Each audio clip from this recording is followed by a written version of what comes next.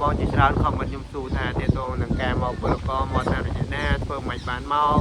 ប្រទេសអ៊ីស្រាអែលហ្នឹងប្រឡងអត់ចម្លើយរបស់ខ្ញុំគឺថាខ្ញុំអត់ដឹងទេបងចង់បានច្បាស់ព័ត៌មានបងអាចឆាតទូប្រភេទក្រសួងការងារក៏ឬទៅស៊ូផ្ទាល់តែម្ដងដើម្បីបានច្បាស់ដោយសារតែខ្ញុំអត់បានធ្វើការនៅក្រសួងការងារទេអញ្ចឹងខ្ញុំអត់ដឹងទេខ្ញុំមកនេះគឺខ្ញុំមកជាលក្ខណៈនិស្សិតហាត់ការតែ11ខែតែប៉ុណ្ណោះអ្វីដែលខ្ញុំដឹងក្រសួងការងារបានចុះកិច្ចព្រមព្រៀងទាក់ទងនឹងការបញ្ជូនពលករមកប្រទេសអ៊ីស្រាអែលនៅដើមខែ12ហ្នឹងឯងដោយសារតែគាត់មកនៅចុងខែ11ដូចជាថ្ងៃទី30ហ្នឹងគាត់មកស្នេហ៍ស្នានៅសាលាខ្ញុំពេលហ្នឹងគាត់បានអញ្ជើញមិត្តភ័ក្តិក៏ដូចជាខ្ញុំហ្នឹងទៅស្នេហ៍ស្នាផងដែរតែដោយសារតែខ្ញុំមិនបានទៅទេហើយបងដែលចង់បានច្បាស់ការព័ត៌មានហ្នឹងបងអាចឆាតទូពេកក្រសួងការងារតែឬទៅស៊ូផ្ទាល់តែម្ដងតែបើថាបានបញ្ជូនមកគឺខ្ញុំត្រេកអរមែនទែនដោយសារតែប្រាក់ខែនៅទីនេះគឺបានថ្លៃហើយចំណេញនេះគឺបានថោកហើយមកជាលក្ខណៈពលករគឺសល់លុយជាងនិស្សិតដោយសារតែនិស្សិត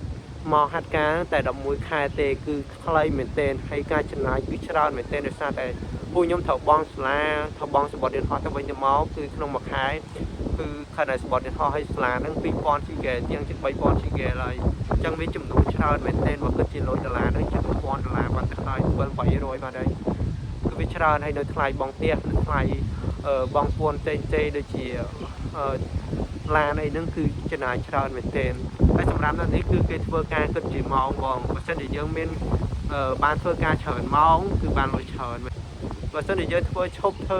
អត់បានលុយទេនៅទីនេះគេធ្វើគិតម៉ោងអត់ដូចនៅប្រទេសខ្មែរទេហើយក៏បានការងារធ្វើច្រើនទៅតាមហ្វាមដែរហ្វាមខ្លះសម្បូរការងារធ្វើបានលុយច្រើនមែនទែនបើសិនជាបងបានមកប្រទេសអ៊ីស្រាអែលគឺខ្ញុំត្រេកអរមែនទែនខ្ញុំឃើញបងខ្លះគាត់ខមមិនថា3ខែទៅគេបញ្ជូនមកតែចម្លើយរបស់ខ្ញុំគឺថាខ្ញុំអត់ច្បាស់ទេដោយសារតែខ្ញុំអត់បានធ្វើការនៅក្រសួងការងារទេហើយវីដេអូរបស់ខ្ញុំក៏មានតែប៉ុណ្្នឹងដែរ